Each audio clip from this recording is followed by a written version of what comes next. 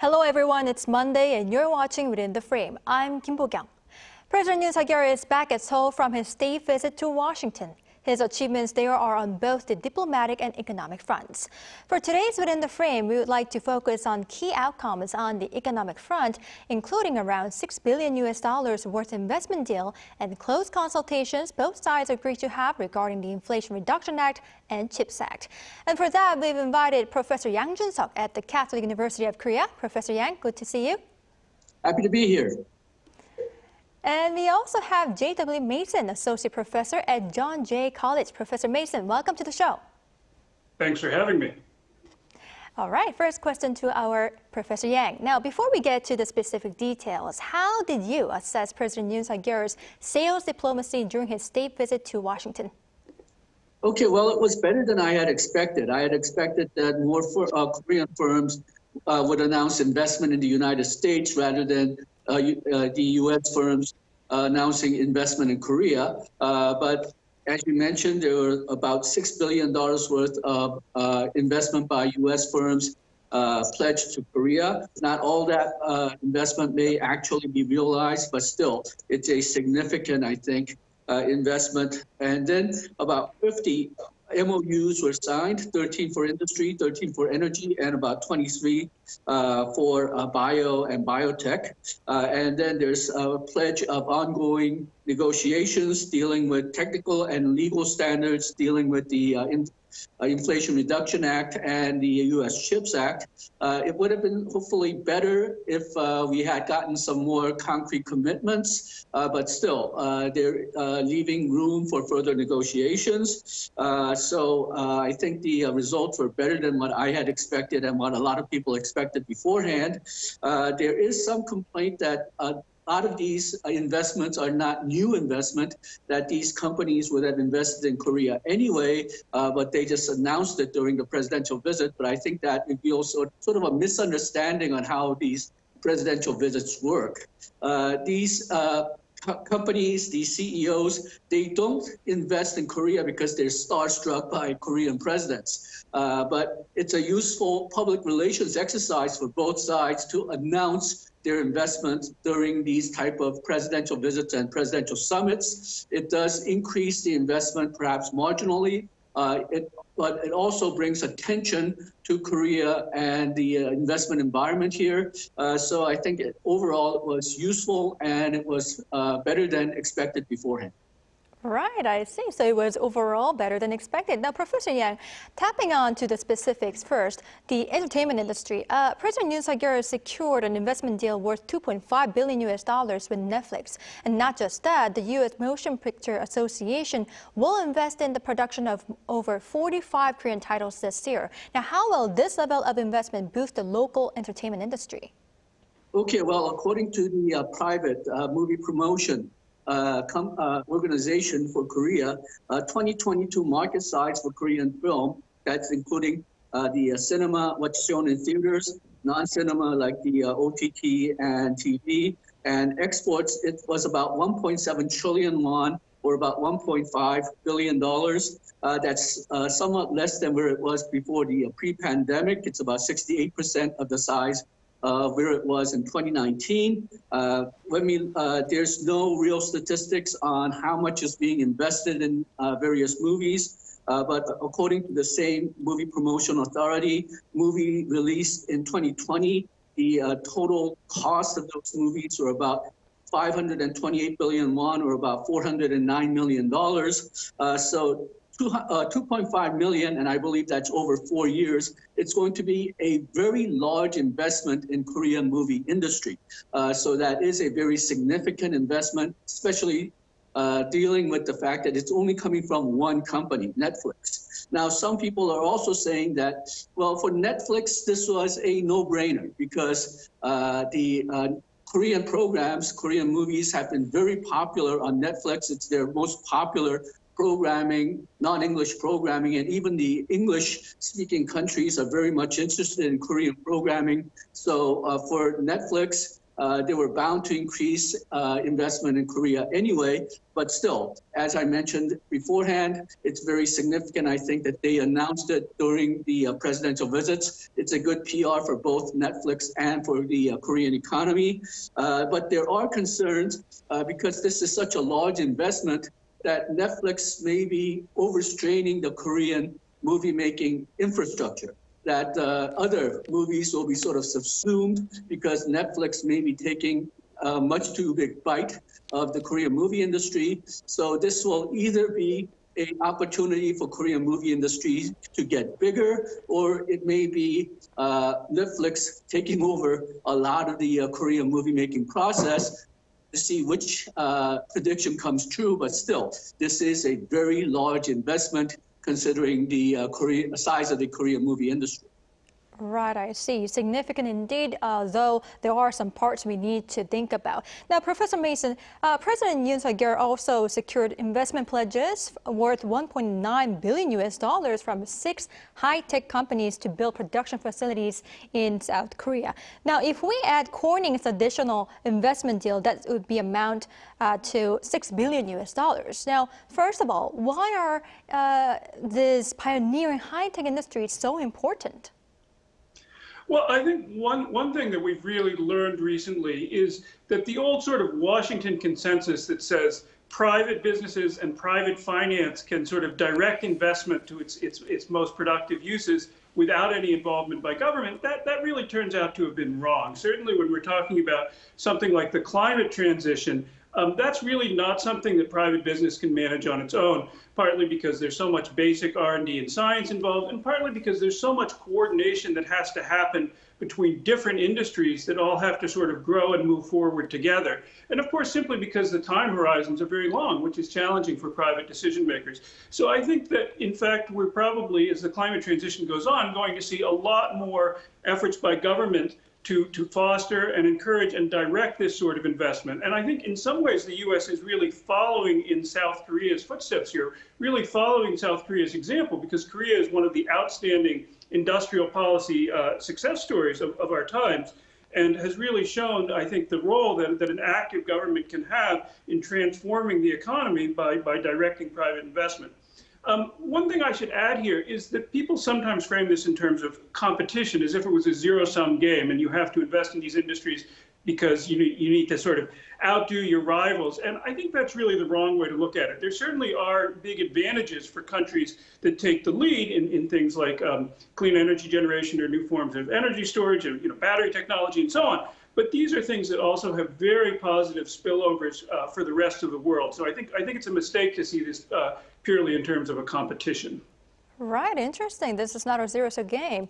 Now, Professor Yang, the investment is directed at a number of sectors, from chips to clean hydrogen, as our Professor Mason talked about. How are these investment pledges expected to strengthen high-tech cooperation between Seoul and Washington and develop or benefit the South Korean economy overall? Well, I think there's two aspects. One deals with technology, one deals with trade. And the technology aspect is that because Korea and U.S. will be cooperating, they may develop similar standards. They may develop the industrial standards that will point the standards that other companies in other regions, other countries use for the future. So that will mean a big advantage for American and Korean companies by setting the global standard. And then because the U.S. is in the forefront of science research and development, we may get an access to new development science that we can commercialize along with the cooperation of the U.S. companies. Then secondly, there's the trade aspect, which is so-called friendshoring. Because Korea and U.S. will have chances to negotiate, work together, and develop trust over its global supply chain, the United States may feel more comfortable in making Korea its production partner, even though the actual distance between Korea and U.S. is quite far, and Korea is fairly close to China. This cooperative relationship may act as a counterweight to physical distance. Right, I see. Now, Professor Yang, one more question to you. President Yoon actually promised companies that he would abolish or improve some of the regulations that are different from global standards and provide incentives to those who contribute to stabilizing this global supply chain and high-tech industries. What regulations are considered outdated and what incentives might we expect? Well, there are really several areas of regulation where Korea does need to update. There's a notorious example that happened a few years ago where the Samsung, when they were developing a new smartphone app that measures people's blood pressure and heart rate, that the Korean government classified smartphones as a medical appliance. And because of that, they wanted to have the Samsung smartphones undergo the approval process, which could take years to get through. And luckily, because of all the notorious press that the government received, they actually pushed through a reform that allowed these type of medical type applications to be in the phone. But still, there is a lot of regulations that did not get that much of an attention that limits the multiple uses of equipment, that limits the development of new electronic products. So those type of regulations will have to be reformed if Korea is to develop new products and head into the global market. Korea was the only country which had this problem.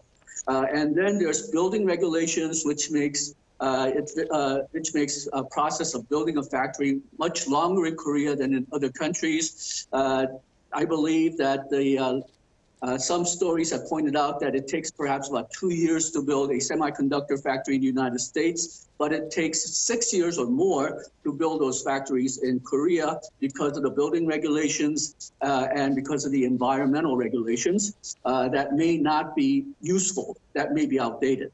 And then there's other regulations that have passed because of past accidents, which are no longer perhaps applicable. For example, when Korea had a chemical factory accident, the regulations for chemical factories went up so harshly that some of the chemicals that were needed for semiconductor production could no longer be made in Korea. And that was one of the reasons why Korea was so vulnerable to Japanese export restrictions a couple of years ago.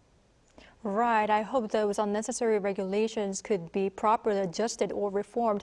Now, shifting gears a little bit here, Professor Mason, South Korea and the U.S. held their first supply chain and commercial dialogue and vowed to work closely together to minimize the impact of the CHIPS Act and the Inflation Reduction Act. Now, for the Science and CHIPS Act, what are the problems South Korea is facing and how do you see them being dealt with? Well, these laws do give some preferences to U.S. manufacturing. Certainly, there are cases where these laws are going to favor U.S. manufacturers over existing Korean suppliers.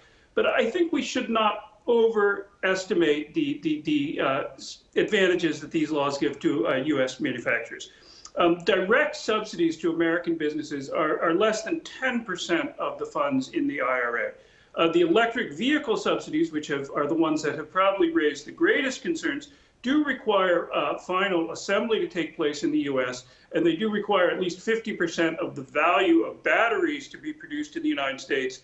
And of course, they limit all the minerals, the critical minerals to countries being sourced from countries where the U.S. has a free trade agreement. But of course, that does include Korea. But certainly, U.S.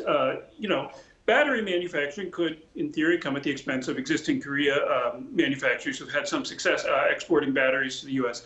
But again, I don't think we should exaggerate this because these tax subsidies for vehicles and for clean electricity require on the order of 50% of U.S. content for vehicles' final assembly in the U.S., but they still allow for substantial imported content. And about half the funding in the IRA has no domestic content requirements at all and can be freely sourced from anywhere in the world. The CHIPS Act, meanwhile, is mainly basic science and research and development spending rather than subsidies for business. So I think the view that this is primarily a sort of, effort to give American businesses an advantage really isn't the case. And I think the other thing we have to keep in mind here is that if you are a manufacturer in Korea or elsewhere in the world, the most important thing for you is that the U.S. continues to experience strong growth. If the U.S. economy continues growing, the U.S. is going to import more from Korea and from the rest of the world. The worst thing that could happen for Korea and elsewhere would be a global recession. And so I think to the extent these bills are keeping money flowing through the U.S. economy, I think that's much more important than whatever modest preferences they may give to American manufacturers. Right, I see. Now, Professor Yang, I'd like to ask you, the withdrawal of tax cuts for electric cars manufactured outside North America has also been included as an issue that should be tackled with, as we have discussed until now. Because Korean electric car makers such as Hyundai and Kia were not included in the list of auto firms that are eligible for subsidies. Is there any more room for maneuver in the Inflation Reduction Act? I think the room is limited, and that's because of U.S. politics more than perhaps economics. First of all, some of the limitations that Professor Mason had talked about, that's listed in law rather than in regulations. Now, the executive branch does have some control over how regulations are written, but it has no control on how laws are written. And because some of these subsidies conditions for these subsidies are written in law, the executive branch, the president, can't really do much about it. You need to convince the U.S. Congress, and I don't think the U.S. Congress right now is willing to listen to Korea all that much. And then secondly, there is another very sensitive aspect of the CHIPS Act is the requirement that Korean companies and other foreign companies also submit financial and technological technical information on how the chips are made. Again, that it concerns U.S. politics more than anything else. During 2008, the United States gave a substantial subsidy to banks, which the banks used not to maintain jobs, but to give bonuses to themselves or raise the price of their stocks. In the last year, the U.S. energy companies, which had received a lot of assistance in the past, they raised the gas prices, and there was a lot of talk about windfall profit tax. So I think factors like that made the government and U.S. Congress very sensitive to the fact that if you're going to give subsidies to these companies and they become very successful because of the subsidies, the government should get a cut of the action. So we are trying to convince the executive branch to perhaps loosen some of these provisions, but it's not within the direct realm of the executive branch. We should try to convince U.S. congressmen rather than the executive branch, but how successful, that's questionable. Right, I see. Now, since our Professor Yang tapped on the U.S. politics front, Professor Mason, I'd like to ask you about U.S. politics more.